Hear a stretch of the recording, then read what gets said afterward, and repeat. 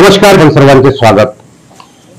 महाराष्ट्रातील माझ्या सर्व पत्रकार बंधूंना सस्नेह नमस्कार।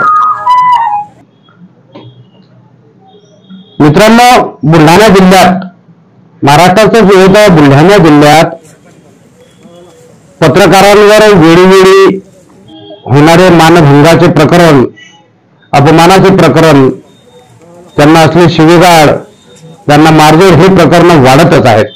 आणि नुकत्याच या 1 ते 1.5 महिन्यात जळगाव जामोद पोलीस स्टेशन अंतर्गत जळगाव जामोद तालुक्यात 3 प्रकरण झालेले आहेत। पहिलं प्रकरण गाव मागाचे जिल्हा प्रतिनिधी श्री ससाने साहेब यांच्यासोबत जामोद येथील सरपंच पुत्राने मानभंग केला, त्यांची व्हिडिओ क्लिप डिलीट केली, अरेरावीची त्यांच्यासोबत भाषा केली। ते प्रकरण पोलीस स्टेशन पर्यंत गेलं। त्याच्यानंतर त्यांनी परस्पर त्या जिल्हा प्रतिनिधीला ससाने जणांना व्हॉइस कॉलद्वारे मोबाईलवर फोन करून त्यांची जाहीर माफी मागितली, परंतु आजपर्यंतही त्याची क्लिप कोणाच पत्रकारापर्यंत आलेली नाही, जाहीर माफी त्याकडून मागली गेलेली नाही आहे। दुसरं प्रकरण दिनांक 17 मे 2024 ला जळगाव जामोद मध्ये जी दंगल घडली आणि दुसऱ्या दिवशी ती शांत करण्यात आली।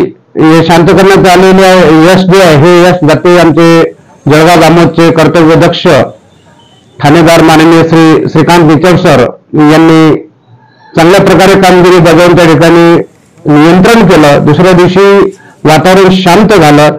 शांत झाल्यानंतर काही पत्रकार त्या ठिकाणी बातमी कव्हरेजसाठी गेले। त्यामध्ये मेघनी शस्त्र न्यूज तथा मलकापूर हलचलचे प्रतिनिधी सय्यद इम्रान आणि नदीम शेख हे 2 पण त्या ठिकाणी कव्हरेज करता गेले असता त्यांच्यावर सुद्धा हल्ला झाला, त्यांना मारझोड करण्यात आली। ते प्रकरण सध्या पोलीस स्टेशनमध्ये न्यायप्रविष्ट आहे।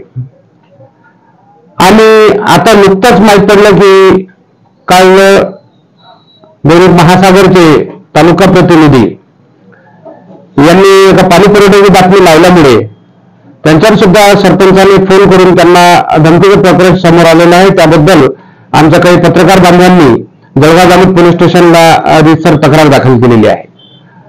हे चालणार कधीपर्यंत? शासन याकडे लक्ष देणार कधीपर्यंत? कारण पत्रकारावर वेळोवेळी होणारे हल्ले आणि पत्रकारांना सुरक्षा कधी मिळणार? एकाच जिल्ह्यातून, एकाच तालुक्यातून 3-3 वेळा पत्रकारावर हल्ले होत आहेत, त्यांना मारझोड करण्यात येत आहेत। महाराष्ट्रात तर भरपूर ठिकाणी झालेच आहेत, परंतु बुलढाणा जिल्ह्याचा क्रमांक यामध्ये नव्हता। तर मी पत्रकार बांधवांना सुद्धा कळवू इच्छितो की आज तालुका प्रतिनिधींवर जे काही मानभंगाचा कारभार जो झालेला आहे त्याबद्दल आपण पोलीस स्टेशन जळगाव जामोद येथे रीतसर तक्रार दाखल केली आणि चांगला जमावला होता। असंख्य पत्रकार बांधव या ठिकाणी उपस्थित होते। बघून फार चांगलं वाटलं की एका पत्रकारावर जर काही आला तर बाकीचे सर्व पत्रकार त्याला सहकार्यासाठी हे हजर झाले आहेत। हाच प्रकार एका मुस्लिम पत्रकारासोबत झाला तर त्यावेळेस त्याच वृत्तपत्राचे किंवा त्या चॅनलचे काही पदाधिकारी त्या ठिकाणी होते। काहींनी बाहेरून बातमी सुद्धा त्याची लावली, परंतु त्यावेळेस त्याला सहकार्य करायला जळगाव जामोद तालुक्यातून पत्रकारातून कोणी पुढे आलेलं नाहीये। असं का? आपण पत्रकार आहोत, पत्रकार हीच आपली जात आहे। हे हल्लेखोर आणि हे जे मारभंग करणारे आहेत हे आपली जात कोण ठरवणार?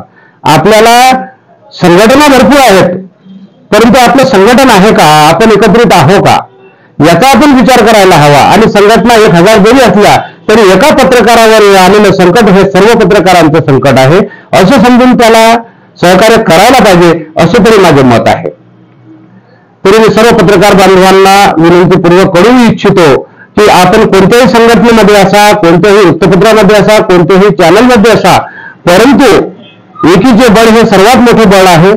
आणि कोणत्याही जाती धर्म समाजाच्या पत्रकारावर जर काही प्रकरण आलं तर त्याला आपण सर्व मिळून सहकार्य करायला पाहिजे। एवढंच बोलून मी माझे 2 शब्द संपवितो। नमस्कार, जय हिंद।